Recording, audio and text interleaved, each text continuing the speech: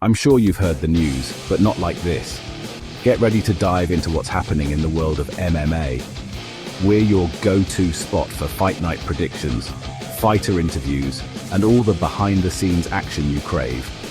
And now, the moment you've all been waiting for. Give it up for your host, the one and only Panda. Okay, fuck it. Yeah, who gives a fuck. All right, anyways. Welcome to Panda MMA News. I am your host. I am Daddy. And you already know who it is. It's Big Motherfucking Pop. What's All up? right. Perfect. Beautiful intro. Well, guys, we have probably our most packed show we've ever had so far. We have two, not one UFC fighter. We have two.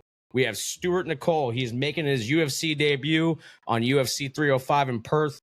He is fighting someone that I don't have pulled up right now. Oh, wait. Yes, I do. I am just kidding. He is fighting Jesus. He's fighting Jesus Aguilar. You may know him as Mario.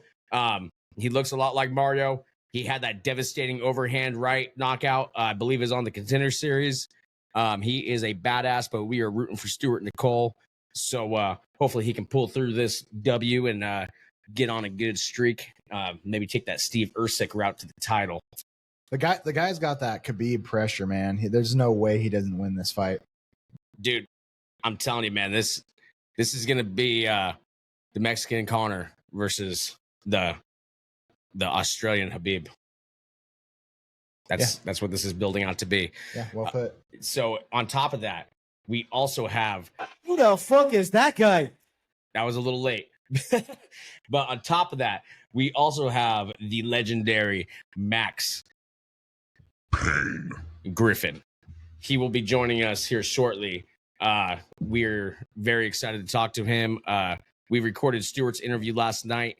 Fun fact, Stewart, I wasn't aware Australia is a day ahead. So what was noon to him, I thought was going to be 7 p.m. today for us. And apparently I was a day off. So we had to stop what we were doing last night, jam over here. I had to go about, 30 miles over the speed limit, make it here in time because we had Stewart waiting and we weren't going to leave the good old boy hanging. But on top of that, we also have a TikTok sensation. Anybody from the TikTok MMA world will know him. That is Teeballpaul. So, kind of a big deal. It's kind of a big deal. But very excited for that. Very exciting shit. But, before we dive into that, I was telling Big Sloppy over here off air that this may or may not be a true story. We don't know, but It's true. maybe. But we may or may not know the person. so let's set the mood for you guys real quick. Some good old butt sex music. So what's going on? Let me pull up my text. So for reference, we're gonna call this guy we'll call him Stan. Okay. So Stan was talking to this lady. She wanted him to cash a check for, it was like $19,500, and he did so. And he may have or may have not changed his number after, and she may or may not have blown up everyone because she hacked his bank and saw everyone he's ever Zelled to. So she may or may not have contacted everyone that was on his Zelle contact list. So that's pretty wild. I thought that's where it ends. And he texted me the other night and he's all, bro, I don't think I can get in my account. I'm like, what do you mean, dude? He's all, I tried resetting with my social. I'm completely locked out. I can't get in at all. So he ended up not texting me back. I ended up having to harass him. And I finally got an answer of what went down. So I texted him. I said, you motherfucker, because I sent like 4 texts in a row with no response. So I was getting a little annoyed. And he goes, sorry, man, I'm fucked. I'm like, what, did she get the money back? And he's like, no one did. My bank got frozen. I put, oh, well, that's not a bad thing. They should be unfreezing it soon, right? He put, nope, it's done for. So basically what this chick did was give him a fictitious check to cash, and any money he spent, he now owes the bank. So it's actually a good thing that he was trying to swindle her, because she was trying to swindle him, and he was going to owe $19,000 to the bank. One more time, Big Sloppy. There we go. Yeah. That's pretty fun, dude. That's a pretty wild one. This is Big Sloppy's first time hearing about this. I've known about this for 2 days, but I figured it'd be great content to get his live reaction by telling him the whole story here. This chick actually hit up a mutual friend of ours, and I was texting him like, "Hey man, wait till I tell you this on the podcast. It's gonna blow your mind." And he goes, "No, dude, there's more to the story you don't know." He hit up Anonymous. Yeah, anonymous and anonymous. But yeah, so in the end, he did kind of get swindled, just not as bad as it could have been. So in his mind, he thought he was getting himself a sugar mama and getting 20 grand, and he was going to peace out and never talk to her again. But what she was trying to do was give him a fraudulent check, get access of his bank accounts, and basically claim stakes to any paychecks he's got coming in. And basically he was about to get got. So pretty big deal. Stupid. Hey, stupid games, stupid prizes. Fucking Who the fuck is that guy? You know, that's right. You know, but well said. But yeah, so today we are recording this Saturday, the 20th. It is 11:20 a.m. We are currently waiting for Max Griffin to get on. He was doing some training today. For those of you that don't know, he just re-signed with the UFC again with a 4-fight deal. More determined than ever to get to the title. Max Griffin, if you guys haven't tuned into him before, he has fought almost the who's who of welterweight. He has a win over Mike Perry. He fought Colby Covington. He fought Carlos Condit. He fought Neil Magny. I mean, he's kind of fought everyone that's had a name over the past 10 years. So super excited.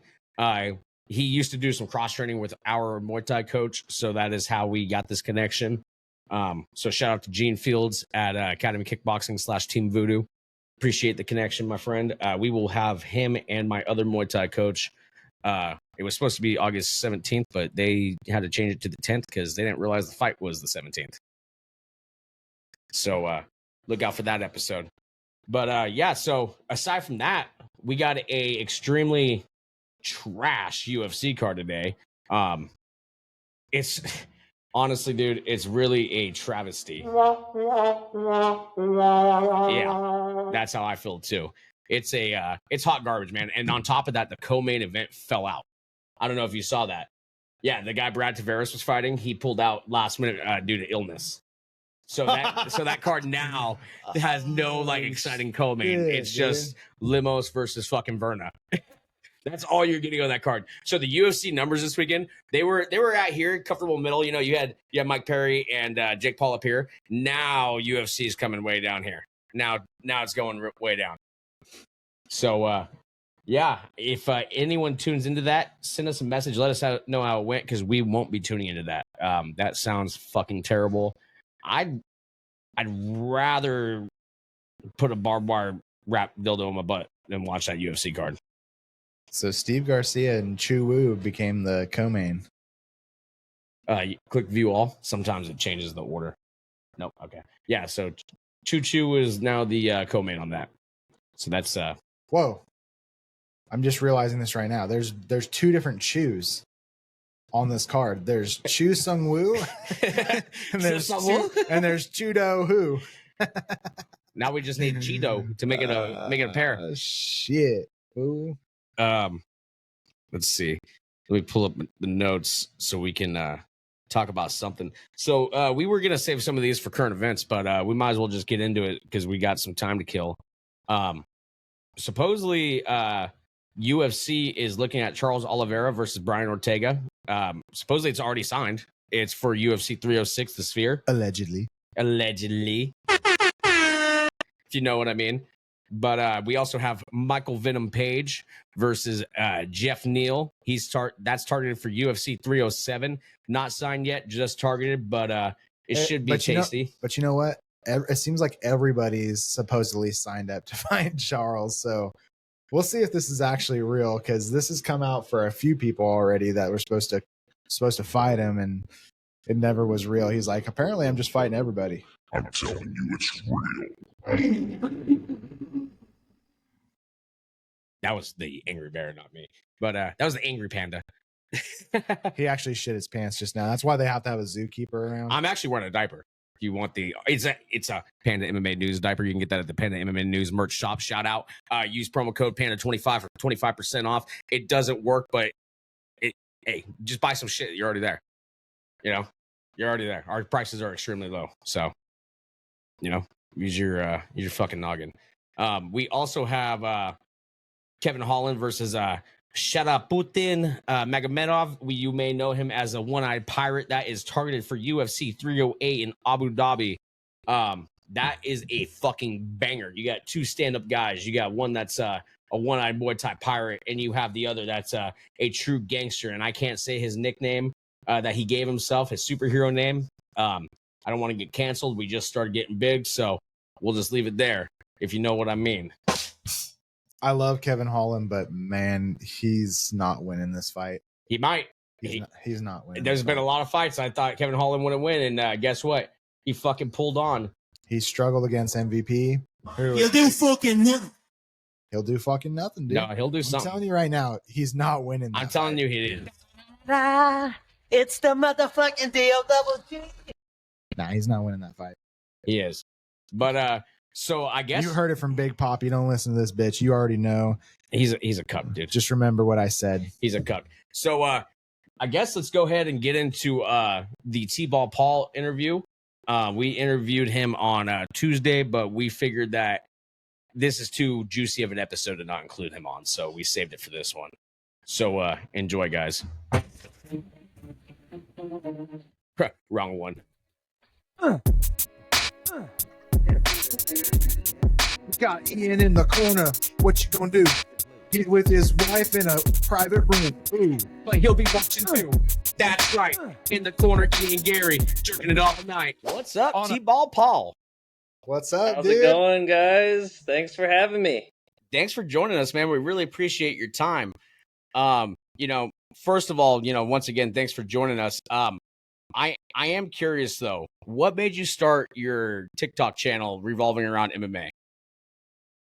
Basically, I had been watching the sport and religiously following it off and on for about 20 years, but I really got back in touch with it again, maybe like 2017, 2018.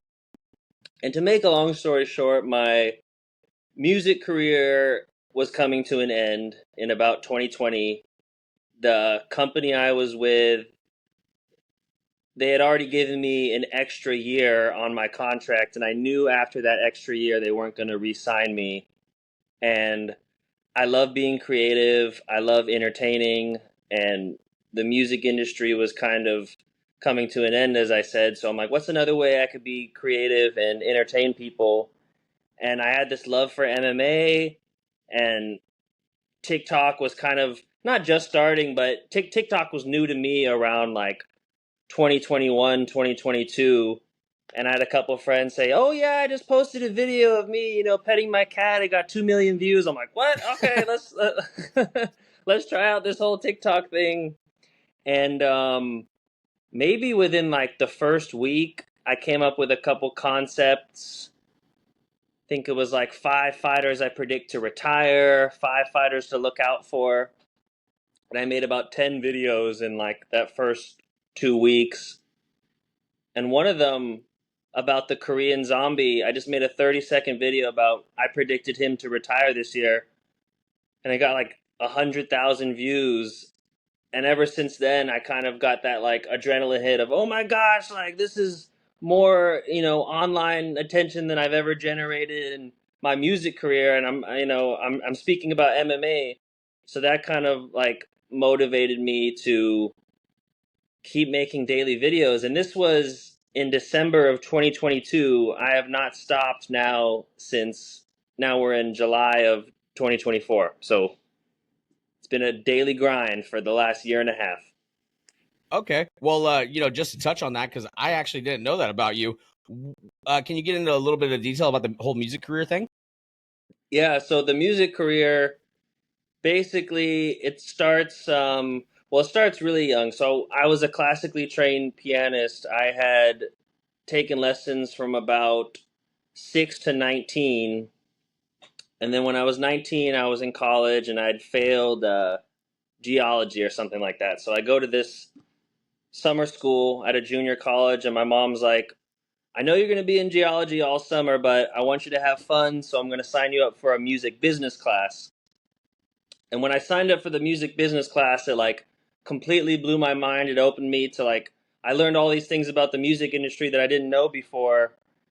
And about after I finished the music business class, I landed an internship at a recording studio. And then I used that internship to get a better one, And while I was interning at all these recording studios, I was also practicing music production. And I had this childhood friend from down the street that had an amazing voice. So I was the producer and he was the singer. We start making music. We put it out on SoundCloud.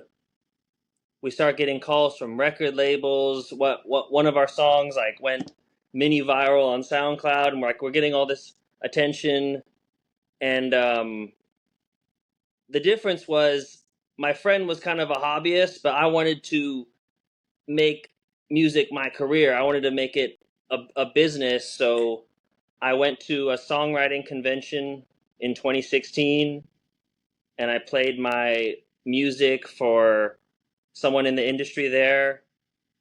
And within like 4 months after that, after developing a relationship with that industry person, I signed a publishing deal. So from about 2017 to 2021, it was an amazing job. I worked for a company called Angry Mob Music Group, and the company was owned. It was owned by a billionaire. Caruso is the name. It's a real estate family in LA, and it was just an amazing job.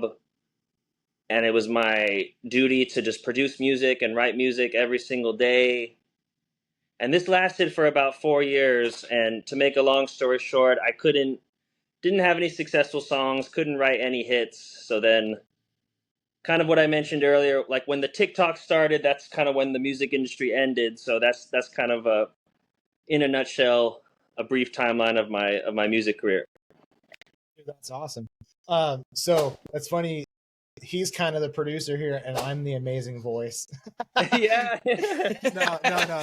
The amazing voice, dude. That's Cap. More like he's the panda, and I'm the zookeeper. You got the here. Ian I Garrett get it. voice, brother. I'm just the zookeeper around here. They call me Big Poppy, but that's my role. You're sloppy. But hilarious. hey, dude, mad respect for you for that. And I've dabbled in the piano world a little bit and started to learn it. And man, when you get riffing on a piano, you feel like you're on top of the world. It just immediately impresses everybody. And my family, everybody's musically inclined but me. Actually, my uncle, he was in a band back in the day, the rock style hair bands with all the leather and stuff. It's freaking badass band. It's called Worlds Apart. Check it out if you love tuning into different genres of music. Okay. Check out Worlds Apart. Yeah, it's kind of like classic rock vibe. Dude, they were like killing it back in the day. Yeah, they're guys. They're out of Fremont, so they went to American high school, and I think he was telling me something about. He showed me a picture of like Battle of the Bands back in the day, and there was a picture of his band and some guys that ended up being like Metallica and stuff like that, and they were all kind of in the same group and different times. Northern California, right? Yep. Near Stockton, yeah. Fremont. Okay. Yeah, Fremont. Yep. I knew that was in Northern California somewhere. Yeah. You're Southern California? Yeah, I'm in Orange County.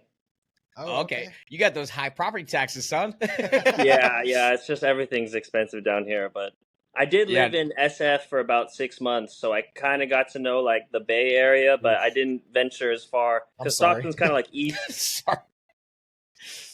Yeah, Stockton's a shithole, so you didn't miss much, man.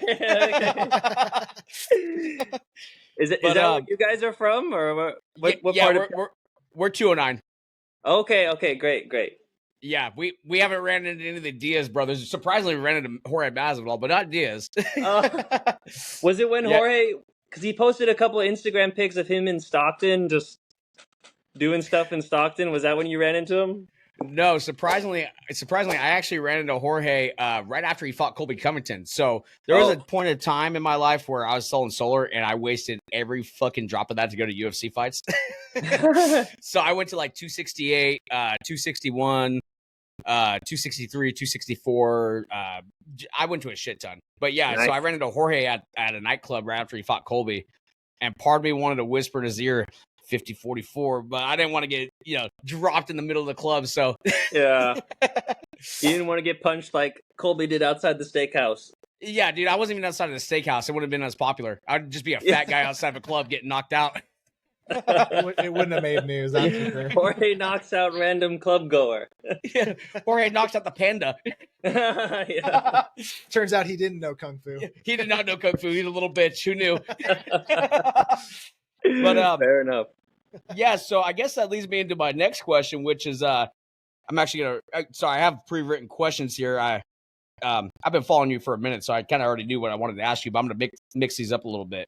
Sweet. So since I asked you about your start on TikTok, did you ever have like any doubts at the beginning if your channel would become as successful as it has? Yeah, I really had no idea. I just knew that I just like to create things, and that was kind of just like my next thing that I wanted to create. Like I wanted to create an on-screen personality. I wanted to create mixed martial arts stuff. But actually, to answer your question, no, I didn't have any doubts, because if I had doubts, then I wouldn't have started doing it. Like I started doing it because I was like, let's do this. Let's make it. Let's build an online on following. So I guess now that I've worked this out in my head, I didn't have any doubts. Okay. Well, I'll let him ask the next question, but I just wanted to say this. For the viewers that are watching, I actually messaged Teeballpaul a few months ago. I've always wanted to start an MMA podcast, wasn't sure where to start. I actually had a lot of doubts, and so I hit you up, and you were nice enough to get back to me and, give me some pointers, and that helped me out a lot, and that got me to, actually start this thing and get it going. So I just wanted to say sweet. I appreciate that. That's great to hear. I think I do remember. Do you remember what I said to you? Was it anything? Yeah, I have the messages. Was it anything profound? Here, I'll read them through. We'll go through this together as a team. Because if you tell me the messages, then I'll remember exactly where I was when Yeah, so this was April 29th. I just put, hey man, I'll follow you on TikTok. Can't give you enough flowers because your takes are always spot on. I want to start an MMA channel /podcast. I was wondering if you could give me any pointers, and also when I get big enough, I'd love to do a collab with you. And then you came back and you said, thank you, brother. The advice I always give to people starting out is, 1, try to deliver the information as clearly as possible. And 2, if you're going to be on camera, it's going to take some time to figure out your voice or figure out how your voice will sound and what mannerisms you will have. Comfortability on camera comes with repetition. That's facts. Okay, yeah. Okay, I remember that. Yeah, that sounds exactly like that. That is pretty much the advice that I give to people that inquire about just starting out. It's more about the delivery than the actual takes themselves. I feel like a lot of the time, because I could say, if you say something with confidence, then people will watch that and people will respect that. I could be like, Ngannou's a D1 wrestler. He's the best grappler of all time. But like, if I say that confidently, then people, might believe it. Whereas like, if I said it with no confidence, then I'm just another content creator. Like, for example, saying that Bruce Buffer one-on-one guy named Matt Serra in an elevator. That's not even true. It was Frank Trigg. I said fucking Matt Serra. That was a mistake. He said it with his chest. So it was like, and it's actually one of our most viewed videos. Brother, I'm fat. Oh, I really? say everything with my chest. Yeah, it's hilarious, and it's completely untrue. Like, we just found that out. We're like, well, that's how it goes sometimes. Yeah, absolutely. Hey, so Out of curiosity, have you done any training? Have you had any fights under your belt, or is this just pure, being a fanatic? I'd say it's about 90% being a fanatic. When I really got into MMA was like around 2006, 7, 8, and I was in middle school at the time. So I did train maybe about 6 months of Brazilian Jiu-Jitsu at the local jiu-jitsu place, which was actually there in like the 80s. In my town of Orange, there was like this Brazilian jiu-jitsu gym there before like UFC 1, before BJJ really took off in the States. So it was kind of like a known like landmark in the community. But by the time high school came around and I was like 15, 14, I focused on baseball. And that's kind of when my martial arts training came to an end. So I'd say it's mostly the fanatics part. I tell my followers will kind of know the story. I'm 1-1 in street fights that neither of them I'm proud of. Well, actually, the one that I won, I'm very proud of, but the other one, not so much. Oh yeah, man. We got into this a lot of the part being a fanatic. But before COVID happened, I actually dropped down 120 pounds. So I've done Muay Thai for about 7 years off and on, and I did Brazilian Jiu-Jitsu for about 2 years. He was a wrestler in high school. He did Brazilian Jiu-Jitsu for a long time too. But just getting in there, getting my ass kicked daily. That's kind of how I got introduced into the sport of MMA and into the UFC, and I just fell in love with it. So you trained first and then started liking the sport afterwards? Yeah, okay. I got bullied in high school, so I got tired of that bullshit. So I started training to, counteract that. Okay, interesting. Because I think my infatuation with MMA started because I was a pro wrestling fan when I was a kid. Maybe like 9, 10, 11, I was watching pro wrestling, and then I kind of saw MMA. Like there was just an age where I was like, MMA is the real version of this, so I should be watching the real version. So that's kind of where my like initial, foray into MMA started. Speaking of that fake shit, have you been watching Valerie Loretta and her little like fake MMA fights? I've watched it every once in a while. I see her clips on Instagram. I'm like, why don't you just watch MMA at that point? Isn't she? She's in WWE right now, right? NXT. So they do like the underground fake MMA fights where they wear the MMA gloves and everything, and they come out. And there's like obviously the prearranged knockout, but I just find it funny.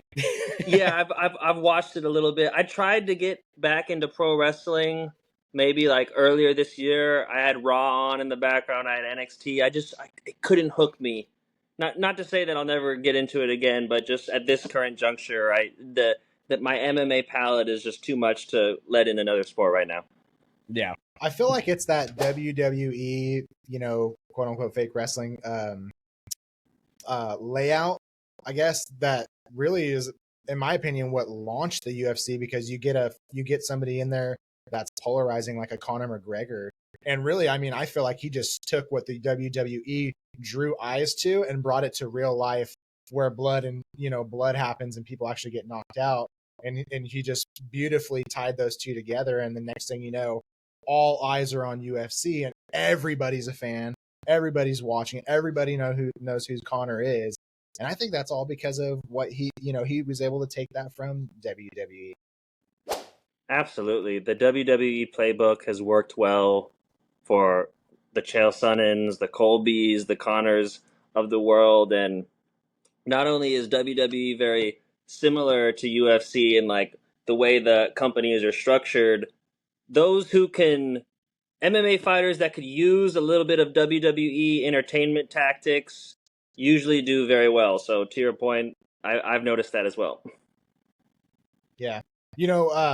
From training the Muay Thai, we actually have a guest coming on through our coach, and I'm sure you've heard of Max Griffin. Yeah, he was. Richard was telling me that earlier. Yeah, so we're curious to get any questions you'd like us to ask him, because we're supposed to have him on Saturday, and so that's all just from training the sport. Yeah, this will air the same episode too. I know this was a losing effort, but maybe what was the game plan versus Michael Morales? What did you think his weaknesses were? He's a big, tall, young 170er. Was he as good as, I don't know. I'm just kind of curious to get his just general take on what it was like being in there with Morales, because he's kind of a hyped prospect. He's not super hyped, but he's just someone that's on the hardcore radar of a guy that could potentially be a top 10 guy. Yeah, I feel a fraud check coming. Oh, okay. Yeah, You think so? I'm a hot take guy. No, that was interesting that you have that take on him, because I mean, he kind of has, sometimes prospects are hyped just because of their non-fighting attributes. Like, he's from Ecuador, so whenever the UFC has someone in a market they haven't really tapped into, they either subliminally or intentionally like promote them a little bit more, and make them seem like a little bit better than they are. Um, his size is pretty good for welterweight. He seems like he could be a middleweight. Like, he's 6 feet, maybe 6'1", pretty buff. Um, but if you feel a fraud check's coming, then a fraud check's coming. And I mean, You know where a fraud check's coming. That's Ian the Cut Gary, man. oh, What, the nutritionist is going to check him? Oh, well, he already my lost that gosh. fight. He technically does have a loss on his record if you consider that. Yes, the hyphen in his last name is a lot. It's crazy. That's gonna follow him for the rest of his career. Oh, It was forever, just, dude. I'll never stop talking about it. and really, like, we lived through this. It was just maybe 2 months in November and December. It was like a month between the middle of November to the middle of December, where there wasn't much going on, but the entire MMA world was focused on Ian Gary, his wife, and his nutritionist. And it's just like, and that little month of salaciousness is going to be linked to him forever. Forever, and everybody's going to wonder whose child that really is. Yeah, exactly. But I got a question for you. Since you said you're from California, do you dabble in the ganja? Okay, so the last time I smoked the ganja, well, I am Jamaican, so that's funny. That's shit. actually the first time I ever heard of marijuana. It was referred to as ganja. I didn't even know it was called marijuana until I was like maybe in middle school or high school. But I went to Jamaica when I was like 6, and of course my parents warned me of the ganja. They're like, "Oh, it's so bad," but in present day, it's just a not that bad for you recreational drug. I don't smoke currently. I think the last time I did was during the pandemic. I when I was making my first my first EP as a solo artist. I was pretty much just home all day, and I wanted like an extra boost of creativity to make some music that I've never made before, and that was the last time I was like smoking weed on the regular. And then to be honest with you, for me personally, unless I'm in like a really blissful state of life, it gives me a lot of anxiety. So I'm naturally a very anxious person. I'm always thinking. I'm always worrying about stuff. Especially with content, like I'm always thinking like 3 weeks ahead. Like, what video am I gonna do next? Blah blah blah blah blah. Like, I can't run out of ideas. And I feel like at this juncture in my life, I'm a little bit too stressed out to be smoking weed on the regular because of the anxiety it gives me. Yeah, I hear you, man. We be like Nate Diaz in here, dude. We get high. We go try to fight homeless. But okay. Well, shit. I guess that leads me into this isn't going to air till Monday. As long as things go as planned, we do get Max Griffin on. I'm going to text him tomorrow, make sure that's going to happen. But I guess I just want to get quick predictions for Paul versus Perry. Ooh. Okay. Well, I'm going with Jake Paul, and I'm going with Jake Paul because I really think that him and his team, for as ridiculous the stunts they pull, they're very smart, and they wouldn't pair up Jake Paul with a fighter that could beat him because it would completely lower the stock of this cash cow of a fight they have versus Mike Tyson on November 15th. That's kind of like my pick is from a business mindset. Like as far as the X's and O's and the jabs and the crosses, I haven't really watched enough tape on either guy to make a decision like that. But my gut's telling me that MVP and Nakisa Badarian and all the people surrounding Jake Paul looked at it and said, "You can beat this guy. This won't jeopardize our fight in winter with Tyson." Okay. Yeah, I'm back and forth on it. Obviously the MMA fan in me wants to believe Mike Perry is going to get this done. But at the same time, I'm right there with you, which is they're not going to jeopardize this, at least believingly. Now, anything could happen. There could be the upset that I hope there is, and I am going to bet on Mike Perry just in case because he's the underdog. But I definitely see where you're coming from. Let me ask you this question. What do you think about this next opponent for Jake Paul? Bruce Buffer. Dude, the right age, 66, dude. We're talking little no fights. Just I think it's a good fight, dude, but I think Bruce Buffer might get his ass. He's been in the octagon more times than anybody else. More times, dude. The man cuts the knee parts out of his fucking suit out so he can be more flexible. So I think he might get him. Makes him aerodynamic when he fights. It's funny because he's not that much older than Mike Tyson, for one. Right? 8 years. And two, it's funny that you mentioned that because I used to play the few times that I've played UFC 5. Yes, Sorry, sir. We are back in action. My phone overheated. Oh shit! What are you rocking? Damn. Android? No, I had it pressed up against my computer screen. I was in a hot room. Now I'm in a different room. So Okay. Yeah. So we left off at you were playing UFC 5. yeah, well, I used to play as Bruce Buffer, and no, it was UFC 4 actually. And Okay. I think Buffer was like 63 at the time, and like he had abs and all this. It was it's just funny. How you Dude, could, he probably still has abs. I met Bruce Buffer at UFC 263, and he looked like he was in damn good shape. He looked like a runner. Wow.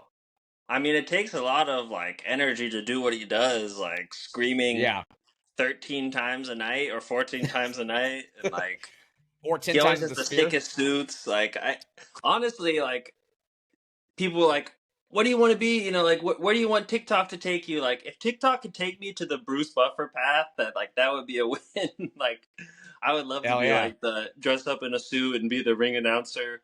That is like the dream job. Yes, sir. So I sent you those notes earlier from Errol Hawani. Do you believe any of that? Oh yeah. Yeah. You believe that's how the UFC has this all laid out? I mean, Helwani, if it's coming from him, it's usually very, very close to being accurate because he's on a first name basis with all the managers. His sources are rock solid. He's very, very big on his reputation, so he wouldn't say or rumor anything that would discredit his insider knowledge. He's super close with the McGregor camp. I said that earlier, but like especially close with Audiatar, McGregor's manager, and that whole team. So that was a very long-winded answer of yes, I do believe if it comes from Ariel, don't take it with a grain of salt. Take it with a couple grains of salt. I'm with you on that. It's just like even recently when he got a lot of shit for being for what he had said about Conor backing out of the fight before they actually brought it up and brought it to the public, and then it became public, and they're like, oh, okay, I guess we owe him an apology. Yeah, he gets a lot of shit because he beefed with the most influential and powerful person in MMA, and when you do that, you're immediately going to get millions of enemies. But if you kind of just take that little incident out of the equation, as a journalist, he does an excellent job. Yeah, I'd agree with that. So I guess the question the people everywhere around the world are asking is, I'm sure you're tuning in the UFC fight over Jake Paul versus Mike Perry, right?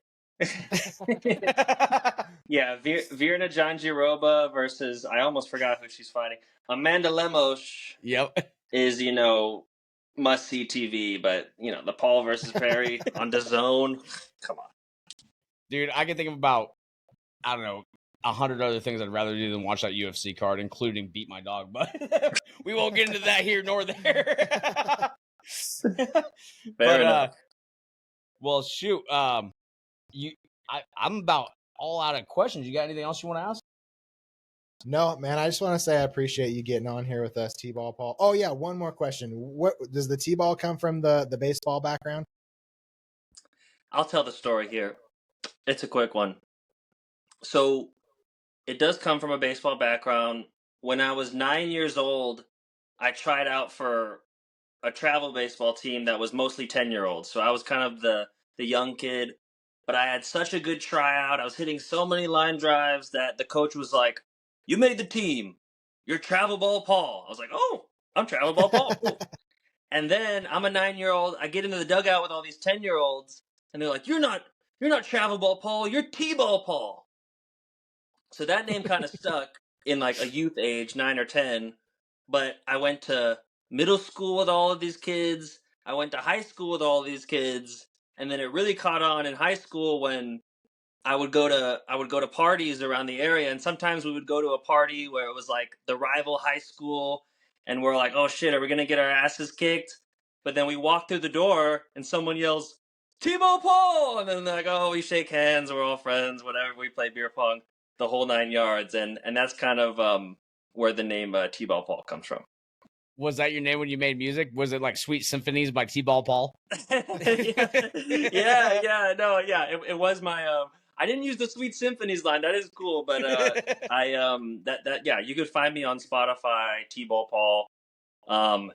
If you search Teeballpaul on Google, it still says like musical artists and stuff, and it really has my TikTok stuff comes up after all my music stuff, when my TikTok stuff has generated far more views than my music. So it's just one of those things. So people search you, they're like, "What the hell is all this?" Yeah. And like the look that I had when I was doing music was very like, you know, over the top and kind of like, you know, avant-garde. So people are probably very surprised to, you know, go down that rabbit hole. Cool. Well, I know I am. We're definitely going to tune into that. But hey, man, we really appreciate you joining us. Right after this, if you could just hang on for a couple of seconds just so it can upload your side, so it's all in a beautiful 4K so we can see that beautiful face, that would be great. But till then, man, we really appreciate you joining us. We appreciate you giving us the information we need to, you know, begin. I guess that's it for my send-off. Yeah, legit, man. It's always awesome when we get somebody like you on here. Well, thanks. I'm glad I could inspire you initially, and thanks for having me on, and keep up the great work. You're a hero, man. Whoa, dude. Where'd you get that totally throbular shirt from? Funny you should ask. I got it from PandaMMANews merch store. We have all sorts of merch to choose from, including our brand new Live, Laugh, Throb shirt from episode 4. We have dog collars, dog beds, limited edition shirts, hats, coffee mugs, and more. So what are you waiting for? Come throb with us at PandaMMAnews.com. Just click the merch tab and check out all our great product. Throbbing is known to cause health issues for both male and females above the age of 40. So do not use PandaMMAnews.com without prior doctor consent. Please throb responsibly. Yeah. There he is. What's up, brother? I just had to press join. My bad. I was sitting here for a while. Dude, I do the same thing every day when I test this. Yeah. I was like, Hey. oh, I just read there was like 2 people in here, and I was like, oh crap. Oh, better hit join. How's it going, guys? It's going good, Good. dude. Thanks for joining us, and thank you for giving us a little bit of time to scramble. You know, that was my bad. I didn't realize that we were a day off. Yeah, We're a couple of American galas. yeah. No, nice to meet you guys. Big Poppy and sorry, what were your names? I'm Richard. This is Richard. Taylor. Yep. Hey Taylor, how's it going? Yeah, you can Good, ignore how you his doing, buddy? wannabe persona. Big Poppy, I like it. They also call me the zookeeper. The zookeeper. There you go. He's out of his damn mind. Anyways, so Stewart, what are you on now? A 9-fight win? No, 7-fight win streak. Eight fight wins. Yeah. My word. You're just out here slapping fools, man. Doing my best. Just out of curiosity, how'd you hear from the UFC to get on the on 305? I heard through my managers. We're just at training, and the guys had a surprise for me. And we gathered around, and the cameras were on and stuff, and just a video chat with my managers, Ruby and Remington and Danny at Ruby Sports Entertainment, and they just said, we don't have a spot for you, unfortunately, at Contender Series, because that's sort of what I was looking at, but we do have a spot on UFC Perth, so congratulations, and over the moon. Just found out through our training, actually. Nice little surprise. Putting my gloves on, and that got the news. Dude, that's amazing. That is so awesome. Yeah, no, it was pretty special moment. Just like hard to train afterwards. Like I was like, a bit emotional and stuff, and I was trying to get back into training and focus, and I was just overwhelmed. I was just like, obviously a lot of things going through your head, and it's like, oh, you still got to spar, and but after training was done, I got to soak it in and just sort of think about it, and it's been a long journey and stuff, and like I said, dream come true. So what an awesome day that was. Well, deserved for sure. I was watching that fight, your last one with that young prospect from Japan, Kitano. Yep. And you guys were both undefeated going into that thing. And dude, you took care of it in the first round. That pressure looked relentless. I think either people are going to struggle with that in the UFC with you at that weight class. And so I was just curious, is a win a win for you, or is it a little bit more special when you do it in that fashion against somebody who's undefeated and everyone's looking at them? Yeah, like the last couple of opponents have been really, really high level. So it does make it, makes it a better win. 6-0. He was the Katana was 6-0 with all first round TKOs and finishes. So like that was going into a fight, knowing this guy can put you away with one punch. It definitely adds a little bit of like excitement to it and stuff. So that was a big one for me. And I'm trying to do the same thing. I'm trying to finish fights, and the sooner the better. So I was really happy with myself with that performance. Got to impose my game. We didn't know much about his grappling, just because he was just starching dudes. Like, he's got a few early knockouts. I think one was like 20 seconds or something like that. Like, so we didn't really get to see his grappling. So there's a lot of questions and stuff. And his grappling was pretty good. But so that was an awesome win. A finish is always better. Like, so it was a great win. Cool. So I got a pretty good question for you, Stewart.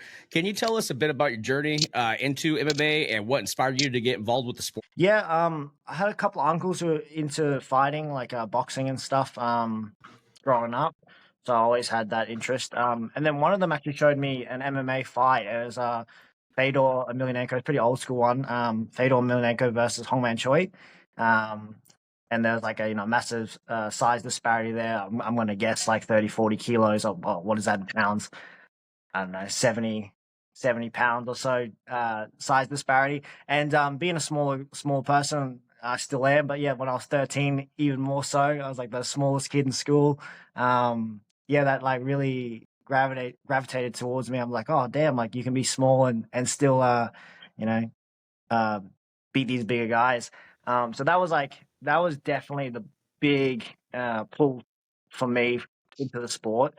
Was just seeing someone much smaller defend themselves and beat a much bigger guy. And then from there, I started training judo. And then when I found a jiu-jitsu school when I was like 15, I started training BJJ. But the goal was always MMA. Like ever since that day, watching that fight when I was like 13 years old, I was like, man, I want to do MMA. A bit of pushback from my parents, like any good parents. They didn't like the idea of doing MMA, but they were happy for me to do grappling. So I did that for quite a while, and then I think when I was 22 or so, I started training MMA. So I've been training MMA for 7 years now, or maybe 8 years, maybe 21 when I started training MMA. Wow, that's crazy, man. Would you say Volkanovski is a big influence for you? Nowadays, yeah, absolutely. He's he's the man. Like, he's a Australian legend. We should, I don't think he gets enough respect, and we should have a statue. We should have a holiday and all that sort of stuff here in Australia, I reckon. He's an absolute legend of a person as well, of a role model and all the rest. Like, he's an absolute hero of mine, and I don't think he gets enough love. I know he gets a lot, but I don't think it's enough here in Australia. He's the man. Yeah, he gets a lot of love out here in America. I'll tell you that. Yeah. He's won cards coming in last minute and just showing, true championship spirit. And he's willing to throw down whatever the circumstances are, go up a weight class, whatever it is, and just prove that he's got that dog in him. So I'm a huge Volk fan myself. But I was surprised. I spent some time in Bali, which is like Australia's Hawaii. I'm sure you've probably been there. And really?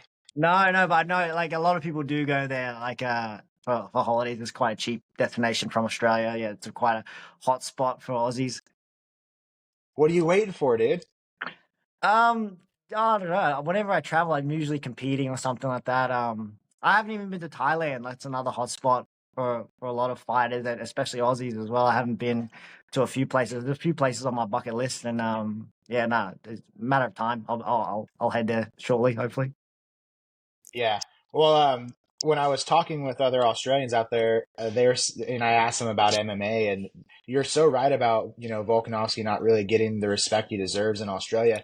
But they all say the same thing, that it's still kind of something that's growing in popularity. It's still kind of underrated compared to the States. Do you feel the same way about that? Yeah. Like, we've got some crazy talent. Like, we're obviously doing really well, in my opinion. For how popular it is over here. But I'd agree with that. I'd say it's definitely people prefer footy and stuff like a rugby league over here than UFC per se. But it's growing, and it's a fast growing sport, and the Aussies love it. But yeah, I would agree with that. Oh yeah. Well, I got another juicy question. Can you give me a prediction how you're gonna squash this bug? There we go. I don't know. It's gonna be interesting. This guy's good everywhere. I've watched a lot of film every day. I'm watching a bit more and more of him. He's good everywhere. I think, like, I'm gonna try take it to where I'm good, and that's on the ground, and try to get a finish on the ground, TKO. That's my goal every fight, and nothing changes with this one. But yeah, it'd be interesting. He's an incredible opponent, best guy I've fought. So time will tell. But yeah, I'm looking to finish fights. I'm not there to try to stall out and win on points. I'm trying to finish, and the last 4 fights I've won all by TKO, and I want to keep that going. I was a grappler, like, just looking for submissions prior. But everything changed after I went to one decision, and I was like, oh no, I need to change things up. And now I'm just looking to smash on the ground, Khabib style, and get that TKO. So that's what I'm looking to do: get a TKO, and look to finish the fight. I'm gonna lock in my DraftKings right now. Hey, I don't know, like, that's gonna be a surprise. Like, the last 4 fights have all been early TKOs, first or second round. So it's just another fight, and that's what I'm looking to do, impose my game. Watching your fights, you really do impose, and you kind of adopted a Khabib style. The way you wrap up the legs and you pressure against the cage that way, and take the back. And I see you grabbing, taking that wrist control and taking them for a ride along the fence. I really do think people are gonna have a problem with you. I guess now that you've entered the realm of UFC, I'm curious to know, you've been a champion in, is it XFC? I'm curious, are you trying to sprint to the top, or are you going to you kind of want the slow, methodical? I'm just curious. Yeah, do you want that? What route do you see yourself taking? Yeah, that's a great question. Like, I am getting like a little bit older. Like I'm 29 now. I understand that flyweights don't have like a super long career. I think that heavyweights can stay around a little bit longer. So I'm looking to sprint. I'm looking to take the bigger fights. But you got to take them one at a time, So I can't like speak too far ahead. But yeah, in an ideal world, I'm looking to make a sprint in the next couple of years. As fast as I can. I think I'm like pretty close to my prime, and I just want to make the most of it. So I want to go hard over the next couple of years and try climb those rankings as fast as possible. Do you have your eyes set on somebody in the top 15 that you'd like to call out if given that you get the victory at 305? No, not yet. I haven't really looked at the roster, to be honest. Just it's all fairly new news, and we got to take it one fight at a time. But as soon as this fight's done, and if it goes my way, then we'll start looking at that, and I want to stay busy. Look at fighting again before the end of the year, hopefully, and stay busy and make a sprint to the top if all things go well. Hell yeah, man. Well, I mean, Steve Ercek just got a shot, and what was he, number 9 at the time when he got the shot? So yeah. I mean, it's definitely doable. Definitely, that's a huge influence as well on that mindset of mine as well. Just seeing what he's done in the division, he's shown that it's possible, and he had a hell of a fight with Pantoja, very close fight. You could have won it, like just one round away from winning it. So like he's a massive inspiration as well. What he's done. So I look at that and go, oh, yeah, okay, that's we all run our own paths and stuff, but I definitely look at that as inspiration. Go, oh, okay, that's possible. You can have 3 or 4 fights. It's been done before. So I look at that and take inspiration from that and try to emulate that. So could you run us through your daily training routine, obviously without giving away anything, for your opponent? My daily training routine, I train pretty much every day. Try not to have any days off, but I only train like twice a day, Monday to Friday, and then usually once or twice a day, Saturday and Sunday. I just sort of go off like how my body's feeling. But every day, Monday to Friday, 10 a.m.'s pro team training, where we all the pro fighters get together and do most of our hard training. And then outside of that, we sort of just work on different things and just seeing how the body's feeling. I do try to stay in tune with the body. Sometimes we push it though, like sometimes it's necessary. The last couple of weeks have been a grind. We've been doing some of those like fight gone wrong simulations and stuff, and they leave you pretty exhausted. But I'm training like 12, 13 times a week with Compton's and with my other coach, Dan Higgins at the garage. We do a lot of like PTs and stuff and do those fight gone wrong simulations there as well. Nothing crazy. Just twice a week, every day, pretty much. No days off. That's how I like to. I keep. I don't like having the day off. Like I don't like having resting Sunday or whatever. Just I got to stay busy. That's brutal. Yeah. No, but I am in tune with my body. I am listening to it. Like if I'm feeling wrecked or whatever, I just tone it down. But I just got to stay busy. Like I don't want to just have a complete day off. So you said you started this journey with grappling. Was that jiu-jitsu, wrestling, sambo? Judo. When I was like 13, I did judo just at a local like club. I did that for like maybe like 7 or 8 months. And then I found jiu-jitsu, Brazilian jiu-jitsu. So that's how I started. And then I really got into Brazilian jiu-jitsu. I like competed at the Worlds and stuff. Like I got right into it. 2015, I got 3rd at purple belt at the Gi Worlds. Had another crack at brown belt. I didn't do so well at Nogi Worlds. But I've competed at the trials, and like I really like fell in love with jiu-jitsu. Got a little bit sidetracked, I'd say, from the MMA, because like I said, when I first started, it was all just about MMA. I wanted to do MMA, and I was just going to get a grappling base for MMA. But I definitely I really enjoyed competing in jiu-jitsu and seeing how far I could take that. And then, for the last for the last 8 years, I've just been focused on MMA. Cool. So I wanted to get your prediction on the two main fights on 305. Firstly, I want to get your prediction on Kai Kara France versus Steve Erceg. Yeah, I haven't thought too much about it. That's a tough one. Yeah, it's your division too. Yeah, that's just 3 rounds, isn't it? Yes. Yep. Just 3. Man, it's hard to say. I think if it was 5 rounds, I'd definitely give it to Kai, but sorry, to Erceg. But in 3 rounds, like it's gonna be a tough fight. I'm gonna tip my hat towards Erceg. He's been a lot busier, a lot more active. He's been getting so much better. Like every fight, he's improving so much, and we haven't seen a whole lot of Kai Kara in the cage of recent. So I'm gonna tip my hat towards Erceg by submission. Nice. I reckon. What round? I reckon round 3 submission. I'm not a betting man, but I just wanted to throw a weird one out there. I reckon 3rd round submission. Well, you can't be a betting man no more now that you're on the UFC roster. Yeah. There you go. Okay, so now the main event, Dricus du Plessis versus Israel Adesanya. Yeah. That's another odd one as well. I'd give it to Adesanya, I think, just by decision. That one, I reckon he stays on the outside, picks him apart. Yeah, I'd give Adesanya that one by decision.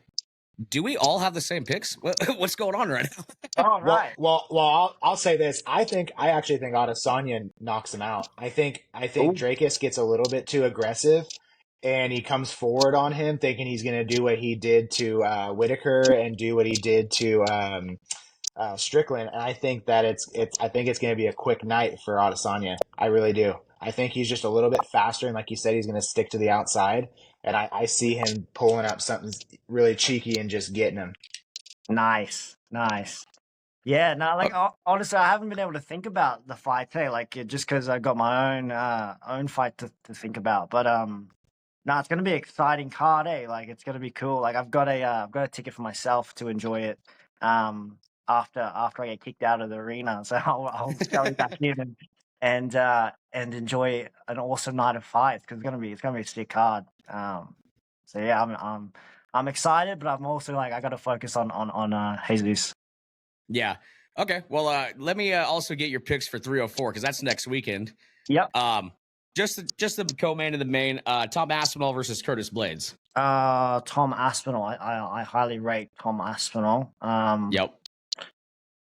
I mean, Curtis Blades is good at what he does as well, but I'm going with Tom Aspinall on that one and by knockout. I like it. Yeah, dude. So far, we have the exact same picks on everything. Yeah, nice. All right. Hey, for everybody watching, I swear we didn't get on before this and talk it over. No, the only talking would have been me if I got pulled over, me driving 80 miles an hour to get here. Yeah, nah, sorry about that, guys. Sorry to. Hey, no, that's my fault. No, I should have that's on checked. us. No. Okay, so let me get the main event from you now. Leon Edwards versus Bilal Muhammad. Yeah, tough one, eh? Yeah, I'm gonna go with a weird pick on that one. I reckon maybe Bilal. Yeah, we might disagree on that one, but I don't know. Just because he switched teams, and I just think maybe I'd like to think he's probably made a whole bunch of improvements with that camp at AKA and stuff. He's still with them, right? Bilal, Okay. I think isn't he training with Habib's camp? Oh yeah, AKA. I was thinking like Eagle in Russia for some reason. Oh, right. Oh no, I think he's training at AKA. Okay. I think for a while, and if that's the case, I think maybe we'll see different Bilal, and he might win that fight by decision. Well, shoot, he's right around the corner. Then let's go to San Jose and grab this belt real quick. We're from Stockton, so we're right there. Okay. Cool. Yeah, no, I think he's been training there for quite a while now. Like I've heard a few excerpts of him talking about training under Khabib and all the benefits and stuff that he's been getting out of training out of that camp. So yeah, that's what's influencing my pick. Just seeing those videos and stuff, and him talking about his training camp and you know, how grueling it is and how much of a, you know, prick could be the coach and stuff. And I was like, you know, yeah, that's what's swaying my decision on that one. Maybe he's maybe he's improved a lot through being there, and we'll be able to stifle Leon Edwards. Maybe. Okay, cool. Yeah, I mean, honestly, I think I kind of see that going the same way. I don't know. I wasn't too impressed with Leon in the Colby fight, so yeah, kind of see that going the same way. Well, that's about all I have for questions. You got any more questions, Big Sloppy? I do. It's Big Poppy, bitch. I got one. I got one more. So you know, you don't like taking time off, but you do listen to your body, and so when you're not training, what are you doing off the mat? Man, I got 3 little kids.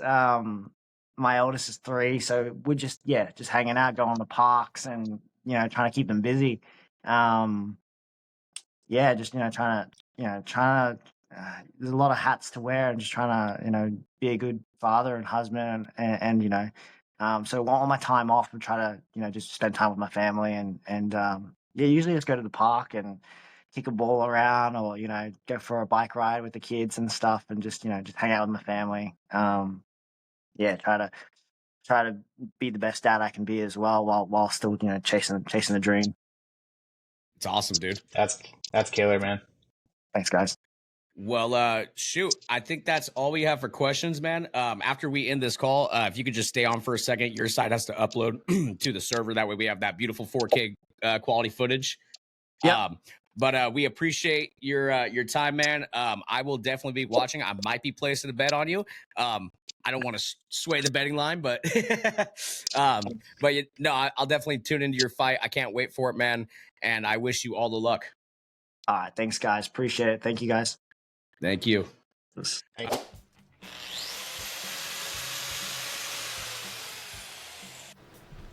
Oh, dude, I thought that grinder was broke. Not anymore. Thanks to Avalos Co., I was able to get the parts I need in order to repair my grinder so my business can go on as usual. What else do they sell parts for? Well, funny you should ask. They sell parts for your broken tools, sex toys, garden equipment, even parts for your computer so you can get back to the games of Halo with your virgin friends. Okay, tell me more. Where do I purchase? You can see what they have available exclusively at avalis-co.com. That's AVLIS-CO.com. Check them out to get your tools to entertain those certain family jewels back in working order today. Well, ladies and gentlemen, we are joined by a very special guest. We have Max Griffin. Just got a new soundboard, so got to use it. All right, go ahead and kick this bad boy off. What's up, Max? Hey, tell us about your journey into the MMA world and what inspired you to get involved in the sport. Oh, it's been a long time. I did martial arts when I was young, probably from about age 4 to 13. Yeah, I did martial arts every day. It's called Bok Fu, is what I did. It was like a hybrid of Kung Fu, Karate, Taekwondo, Jiu-Jitsu, Judo. A lot of weapon stuff, nunchucks, swords, and it's fun. Did that when I was young, and I've always watched UFC. I used to love the old videos, the old Tank Abbott, Royce Gracie, all like the old school stuff. Really was into blood sport, kickboxer, those badass movies back in the day. Big Trouble in Little China. And actually, I was at Reggae on the River. It's like a reggae festival out in Humboldt County. And I was out there and I heard a vision, or didn't hear a vision, but I heard a voice. I was out there and it said, "You're going to start fighting when you get back." And I was like, "What?" And it's like, "You're going to start fighting when you get back." And I did. I was about 18 years ago. Wow. I think the call. That's always good when you have like that internal message and you follow your instincts and kind of go with your gut on that kind of stuff. So hey, you got 2 wins over a guy I used to train with, Buddy Wallace. Shout out to Buddy Wallace, man. He's a good guy, tough. I remember I went over to he was a man down at Tachi Palace. Yeah, he was a man down at Tachi Palace, and I was a West Coast champion at that time, and then went down to kind of conquer more lands. And he was the guy from Oakdale, Yeah. Oakdale MMA. bud. He was kicking my ass every day. Yeah. And I went down there and freaking beat him up, submitted him. It was great. Oh God. Well, hey, I got a pretty good question for you. Can you share how you got the name Pain? Hey, what's your prediction? Hey. I like. So I was big on the Max Payne video game. It's spelled a little bit different, but the Max Payne game was like one of my favorite video games. And I used to kind of rap a little bit. I used to rap back in the day. Messing shit. around and stuff, but it's gonna be Payne then. Max Payne. It kind of so then it kind of stuck, and then especially when I started fighting, and Payne was just. I mean, went hand in hand with blood, gore, all the fun stuff I like to do. Where do we find the rap? Is it on? Can we find that on Spotify? SoundCloud? This is like before that, kind of. My cousin has it on a laptop, and I ask him every time I talk to him, and I still haven't gotten it. So when I get it, the world will hear it. Because I used to gas. Well, shoot, maybe we can get you to make us a new intro video. You and Mike Sherm, huh? I'll have to bring it back one of these days. That's what's up. So, hey, congrats, man. You just closed a new deal for the UFC. You got 4 fights. What's the game plan? I know you got belt aspirations still. What's the plan?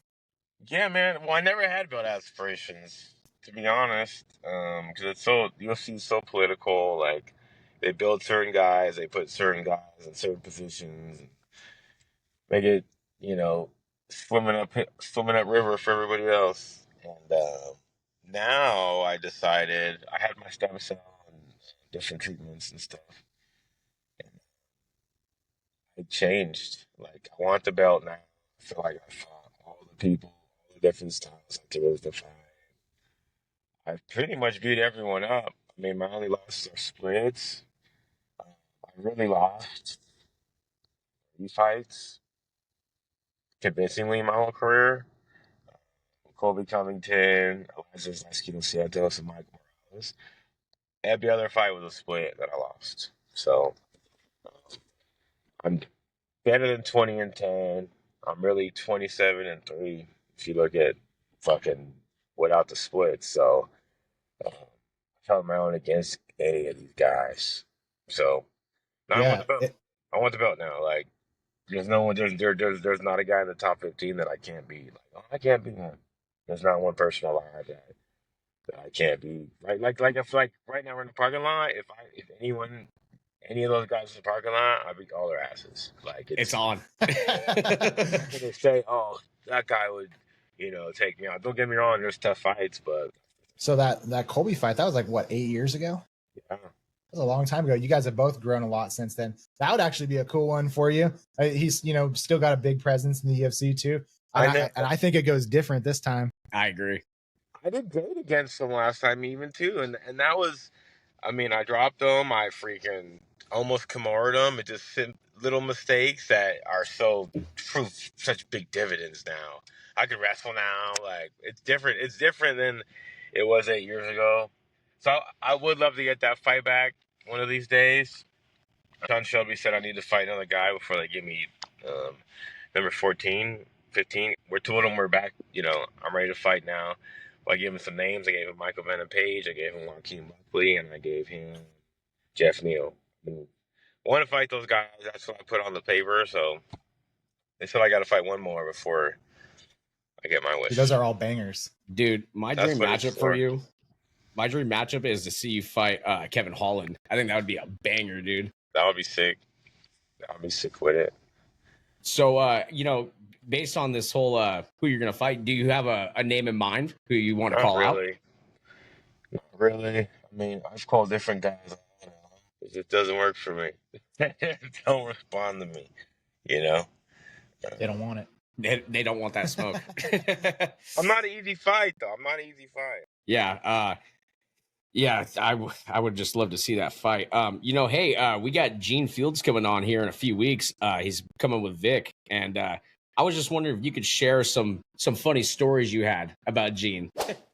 Gene Fields, man. I've known Gene. Gene's a legend. I've known Gene he was real good friends with Dave Marinoble back in the day, which is my sensei. I mean, they have so much history. I'm thinking of a funny story. I mean, we've kicked the crap out of a lot of people together. Trying to think something funny, man. Man, we was at Tachi together, acting a fool, man. He's just, I love his beard. I mean, like, Fu Manchu. yeah. I don't know if I have anything funny per se, but he's like a dad kind of like figure to me, you know? Like he's fire. I love Gene. I love Gene too. Yeah. I ran into you when Uriah Faber fought Ricky Simone. I think we were both kind of 3 sheets to the wind, but I still have the picture on my Facebook, man. That was a cool day. Nice. But yeah, you can go ahead and get the next question. Yeah, well, obviously, I'm glad we're talking to you today because Mike Perry's fighting Jake Paul, and obviously, you have a win over Perry. So, what are your thoughts on this, and what do you think about what he's been able to achieve since he's left the UFC? I'm proud of him, man. We actually were beefing for a little bit. Yeah, we were beefing for a while, me and Mike. He said some shit to me. I said some shit back to him. He said some shit about my mom, and I sent him some pictures of him all beat up from our fight. Did you forget what happened? And then he blocked me, and I was blocked for freaking like 4 years or something like that. This last year, you know, I've been trying to reach out. I know his teammates and his coach and stuff, and like, hey, tell him don't block me. Like, I want to see how he's doing, you know? And he did, and now we're cool. You know, I went on his podcast, his Kampai Panda podcast, a few months back. That was fun. He asked me if I'd ever do bare knuckle, you know, or, you know, get a little something going. And I said I would. You know, he also brought up would I rather box with MMA gloves.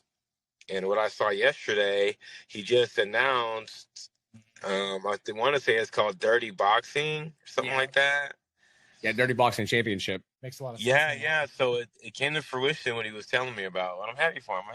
He's the face of the sport. I mean, he's such a fighter. He's a dog, man. He's a real fighter. And as far as the Jake Paul thing, I mean, he should watch Jake Paul. I don't know how these odd makers are, and I just can't stand Jake Paul. And even just apart from that, I don't think he's tough enough to beat Mike Perry. Like, to beat Mike Perry, you have to be willing to like die.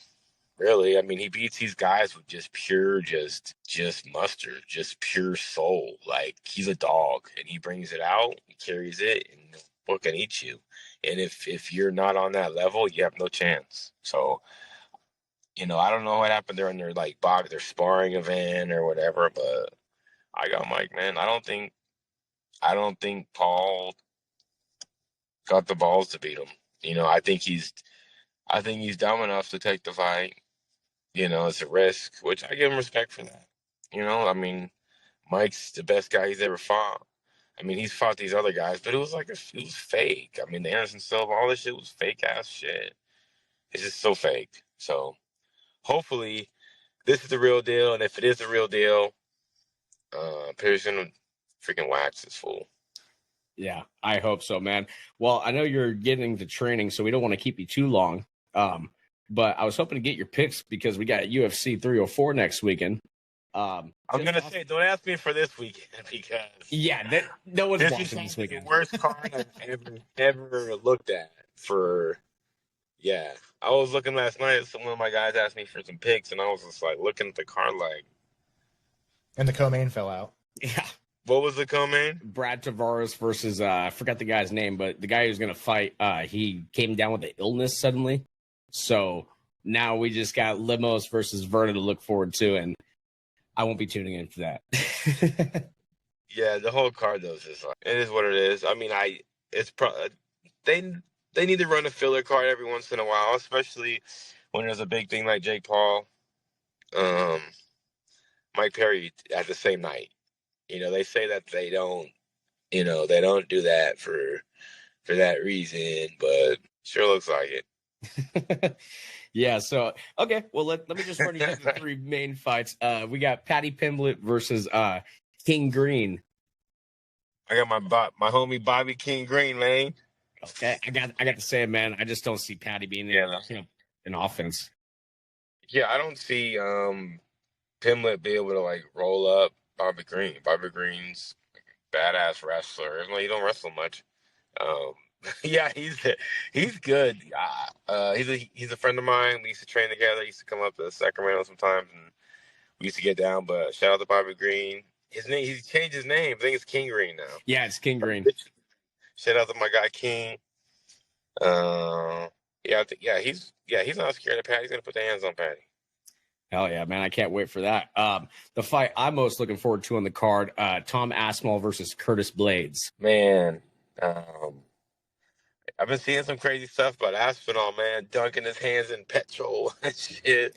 I had to look up petrol to see if they talking about gas, and they were. I was like, what the fuck? Yeah, he's dipping his hands in gasoline every fucking day, waking up in the middle of the night, freaking training at 4 a.m. I mean, that's when the fight is. And I know they were both, him and Blades were talking shit about, like, Connor wouldn't fight at 4 a.m. You know? I get it, but it's part of the game. You want to fight in Manchester, like, at least you're fighting at home, you know? Like, it's not our fault that you're on the other side of the world. Yeah. It's part of the game, man. But for the pick, oh, man, that's going to be a good fight, actually. Yeah, I think it's going to be closer than people think. I mean, is Blades going to hold him down? Can he hold him down? But when people get too shot defensively heavy on him, he knocks you out. So I got Aspinall. I think they want him to win Manchester, and he's special. I got Aspinall. I got Aspinall too, man. Well, the fight that I might least be looking forward to, but it is your division. Leon Edwards versus Bilal Muhammad. Forget the name. I know the first fight. The first fight wasn't. The first fight totally went Leon's way before the eye poke, but I got Bilal, man. I think he's been working really hard, and I was really impressed. How he just beat the pulp out of Sean Brady.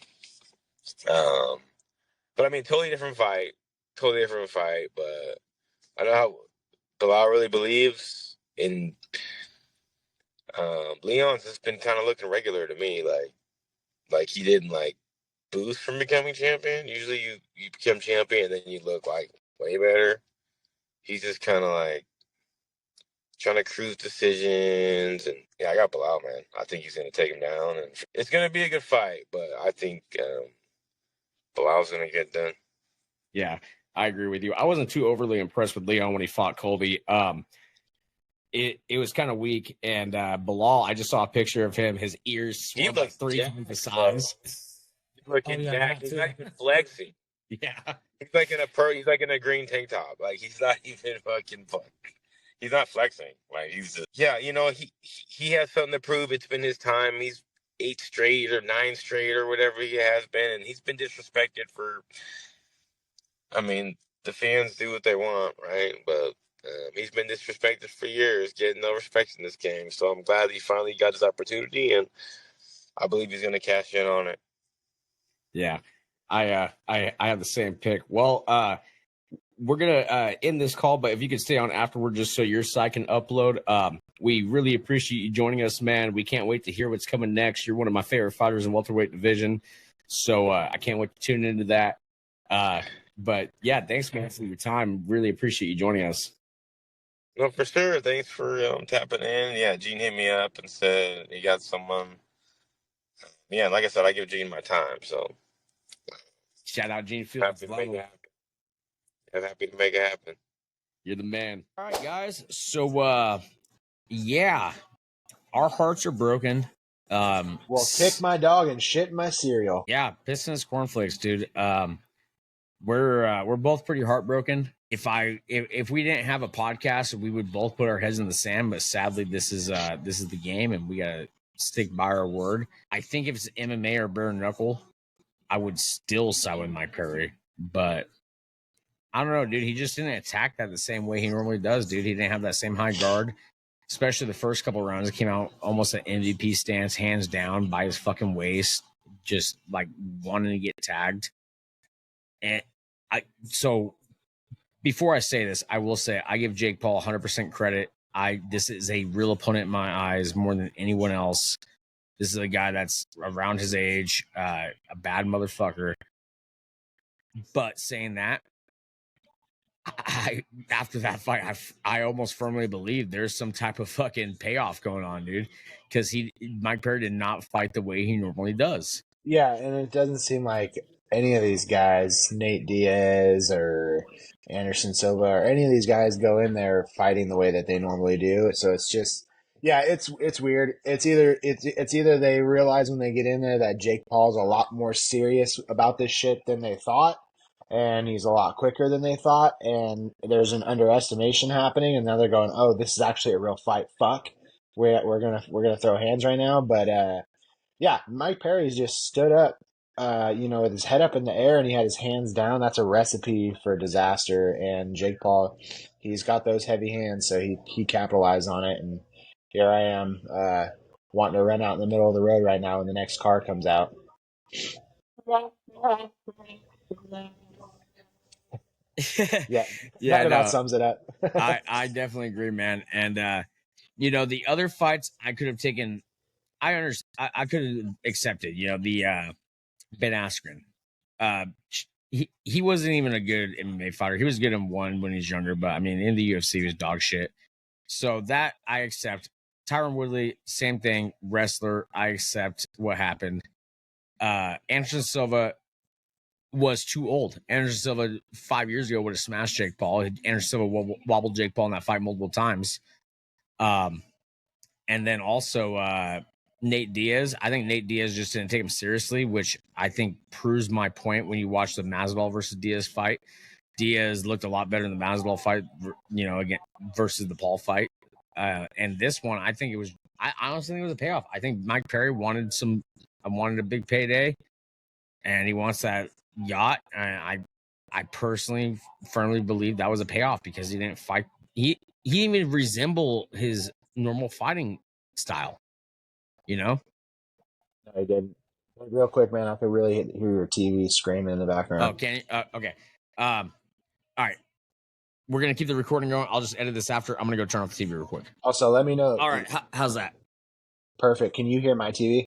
No, I can't. Okay, cool. All right, cool. So back to where I was. Like I said, I feel like Nate Diaz didn't take him seriously. Anderson was too old.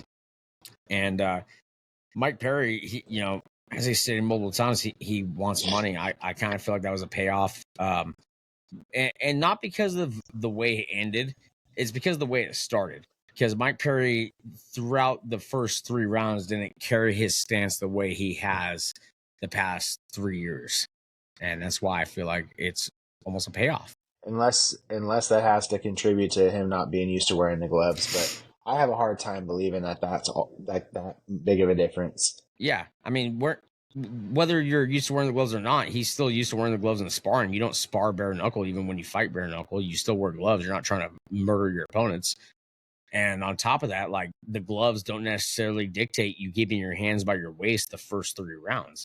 Mike Perry in bare knuckle has always been a high guard and wait for his opponents to gas out and then strike. And this, he just put his hands down the first 3 rounds. He got dropped twice within 2 rounds.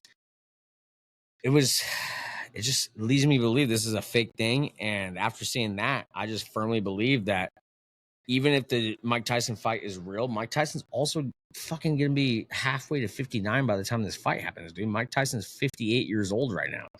It's just, it's not really possible for Mike Tyson to win. As much as I love it, I pray to fucking God that Mike Tyson wins. I just don't see it happening. And off this current course that Jake Paul's going, I don't see any of the opponents he picks winning against him. because he's not picking boxers. He's picking guys that were in MMA that want to make money. And Mike Perry, I firmly still believe that if this was a real fight, Mike Perry would have at least put up a better fight. I just don't see anyone else outside being signed to the UFC that has a chance. And as we've seen before, Jake Paul fights one boxer, he gets his ass beat, he doesn't want to fight another. That's pretty much how we're going to leave this one. Amanda Serrano quickly defeats Stevie Morgan. She didn't even look like she belonged in there. That was really quick work. I mean, Amanda Serrano's impressive. Everybody knows that, but golly, I think you could have pulled somebody off the street and it would have looked a little bit more competitive. Yeah, I definitely 100% agree. I'm trying to pull up this female boxer's name that Ariel Helwani had on the show, because she's from Australia. She's a badass. I think it's Sky Nicholson. I think that's who it is. To fight her next. Yeah, to fight her next, which I believe she's the WBC champion. I could be wrong on that, but I know she has a belt. I'm just not sure which organization. But when she was on Ariel Helwani, she said she's been completely respectful. Every time Amanda Serrano is interviewed, and I think her name is Sky Nicholson, and every time Sky's brought up, Amanda Serrano dismisses it instantly. She's not interested at all. Which now, after that last fight, she has no one else to fight. Sky Nicholson, if I have that name right, she is a champion. So now she kind of has no choice but to fight this chick. And I don't know, dude, from what I saw from the girl, whenever she was on Ariel, I actually looked up her boxing record. So I saw some of her highlights, and I kind of think that she takes Amanda Serrano. And, while I do this, go ahead and recap a little bit of what we saw out of the UFC fights. I mean, we only watched prelims, but go ahead and recap a little bit of what we saw, the exciting parts. All right, well, that's fine. There wasn't much to it, but I will say this. I was wrong again. Hey. Uriah Hall lost via unanimous decision. What are you going to do? Give me 1 second. Hey, Jeff, let me call you back in just a couple minutes. Me and Taylor are just recording the end of the podcast. Well, we're recording the end of the Tyson or the Perry versus Paul podcast right now. After we're done, we'll three-way you. All right, bye. That was your uncle.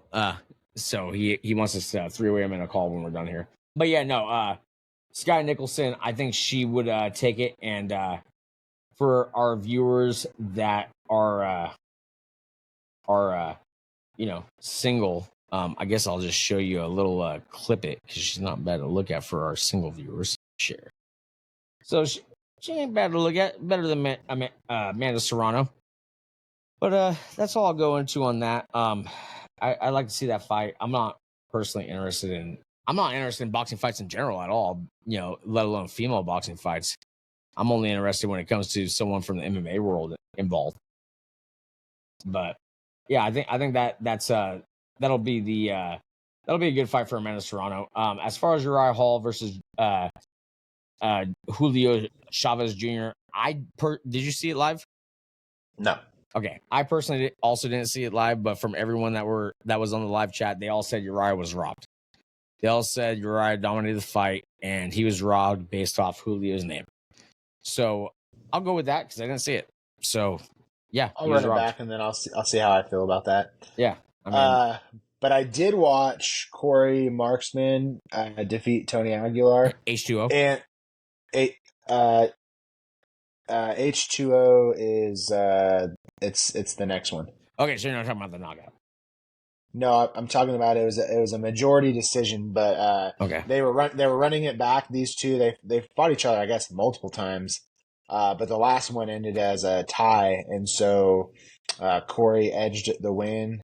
Although I actually feel like he didn't win that fight. Tony Aguilar, to me, put a lot more pressure on him. He hung on him a little bit more. He looked like he got him a little bit more tired and kind of frustrated him at times in the fight. So I was surprised not to hear Tony win it.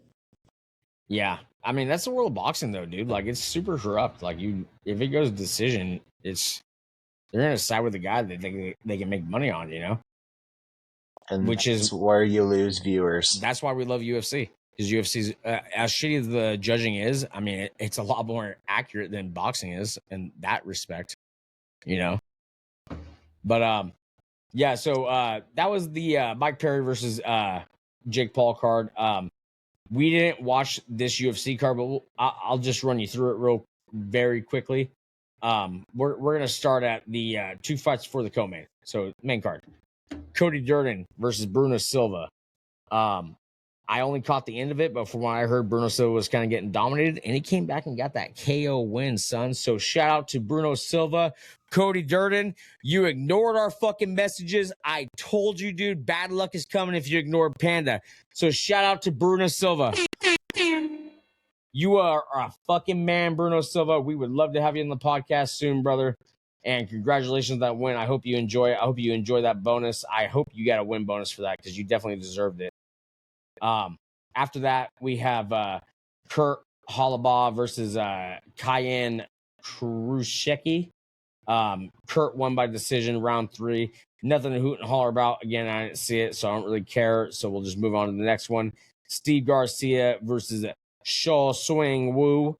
Steve Garcia won by KO/TKO, round 1. Round 1, a minute and 30 seconds left in the round. So shout out, Steve. And we have the main event, which is Amanda Lemos versus Verna Generoba, a.k.a. Crazy Eyes from Mr. Deeds, a.k.a. Rob Schneider. Verna won by submission. Round 2, 4 minutes and 48 seconds into round 2, I believe. So shout out Verna, a.k.a. Crazy Eyes, a.k.a. Rob Schneider. Good job. We love you. You know. Classic. We didn't even watch this card, and we were pretty much spot on with these ones. We actually were, man. And you know, honestly, from the beginning, you and me were very honest about the Jake Paul versus Mike Perry card, which is you know, what could have happened. We were very honest about it, and sadly, what we said could have happened. So we were halfway spot on with that, if you look at it that way. So I'm gonna give us a fucking air horn to that. You know. We deserve that. Fuck you guys. We deserve that. So yeah, that was the fights for the weekend. In reality, the main event is our podcast, which is releasing Monday the 22nd at 5 p.m. Pacific Standard Time. We had great guests. We had Teeballpaul. We had Max Griffin. We had Stewart Nicoll making his UFC debut at UFC 305 in his home country of Australia. Shout out you guys. We appreciate all 3 of you guys' time. All 3 of you guys are fucking legends and heroes, and we will follow you for life. So, you know, apart from that, let's just get into this the 3 current events I have that we didn't cover on the first part of the show. So I'll just share my screen in the first one, huh? Screen window. All right. So firstly, this is already signed. Aljamain Sterling posted a picture of him signing the contract. Movsar Evliov versus Aljamain Sterling. You know, they're both crotch huggers, but I have Movsar in this just based off the fact that he's younger and probably hungrier. What about you? I don't really. I'm gonna have to do some homework on that guy because I'm just gonna keep it real with y'all. I don't know who he is, so at the moment I would have to lean towards Sterling just because I know what he's potentially capable of. Although he is fighting a heavier weight class, so we would have to see. We don't know Well, if he fought still one time in that weight possesses. class. Right, that's what I'm saying, and so I still don't know how to feel about him. Yeah, at that weight, so it'll be he's interesting. boring. He is. So I'm gonna do my homework on the other guy, and we'll have to talk about that again. So just to give you a little bit of background on this, obviously not full homework. Movsar, he's coming off a win over Arnold Allen, which obviously we all know. He's from England, badass mofo. He starched Dan Hooker, and he got starched by Max Holloway, kind of. He also has a win over Diego Lopez, which is pretty wild, and a win over Dan Ige, which is kind of wild also. Okay. So He's So a badass. He was sitting back eating his popcorn, watching them two fight each other. Huh? Yeah, he's a bit of a badass. All right.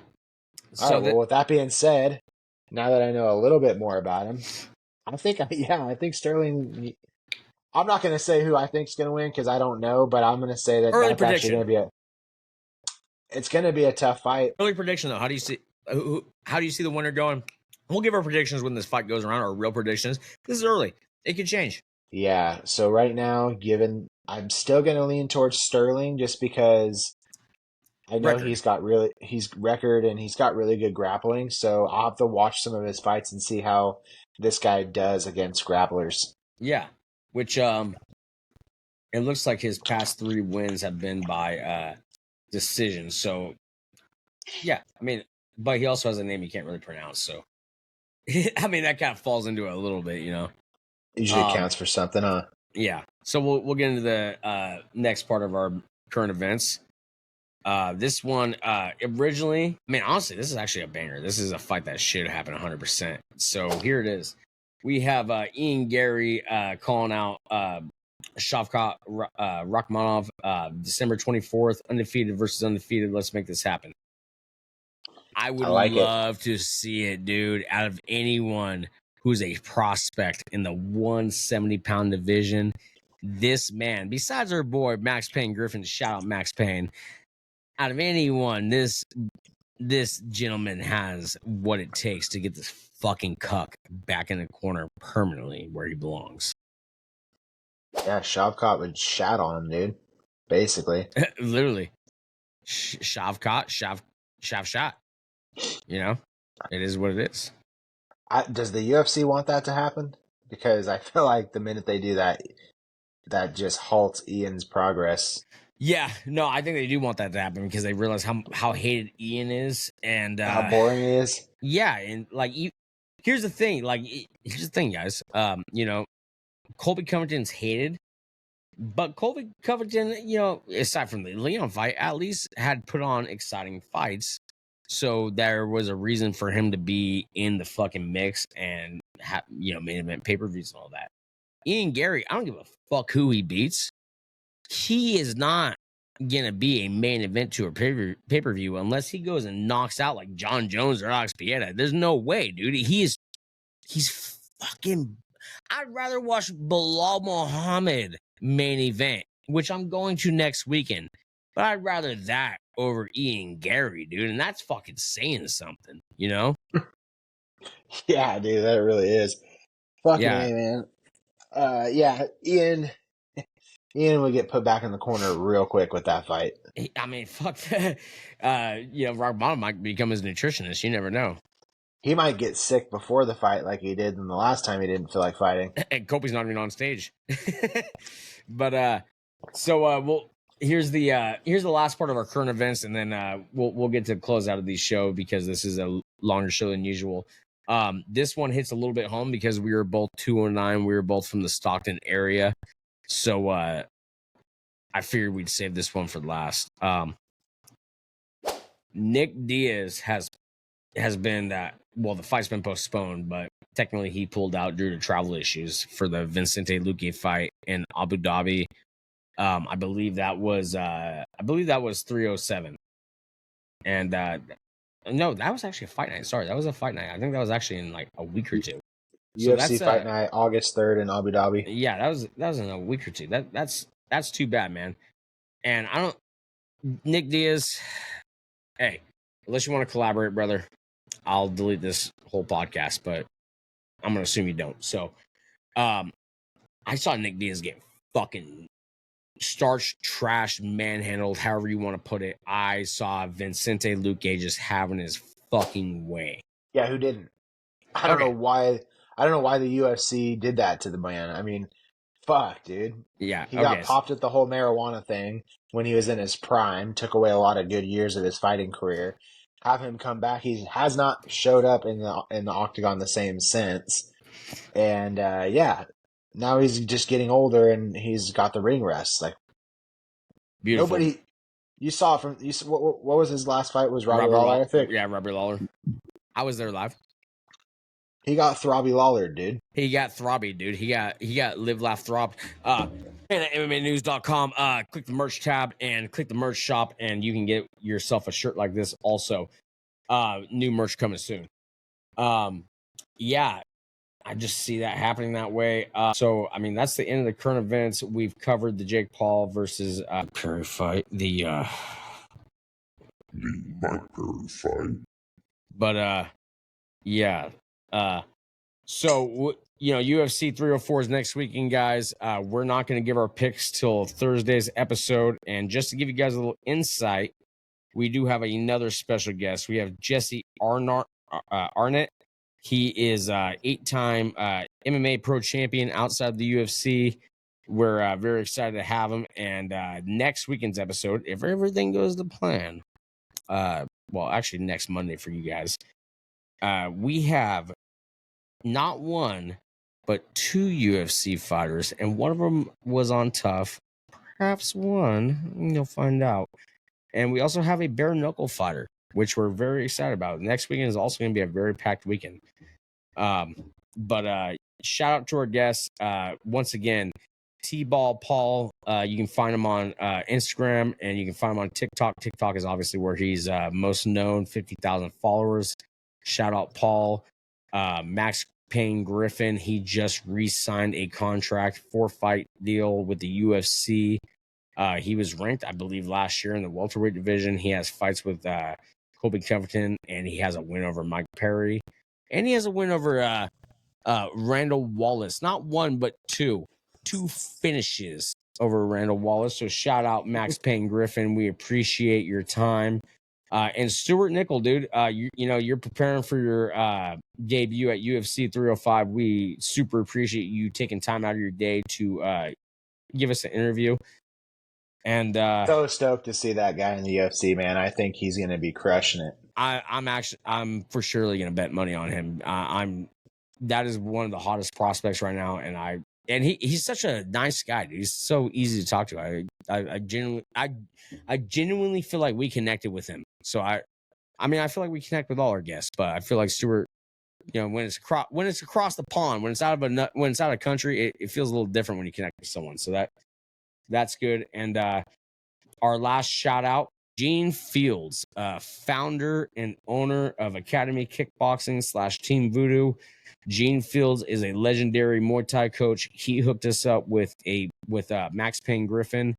We super appreciate it. And if you guys want to hear more about Gene's story and that gym, we will have them on. We're going to have them on August 10th, but that will come out the following Monday, which is August 12th. So make sure you guys tune into that.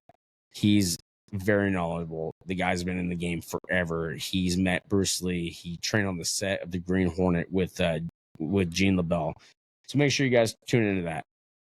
But other than that, thanks for listening, guys. Hopefully you guys still aren't virgins, and hopefully you guys subscribe. Don't be cucking our channel. Don't cuck us, Hit that dude. subscribe button. But until then,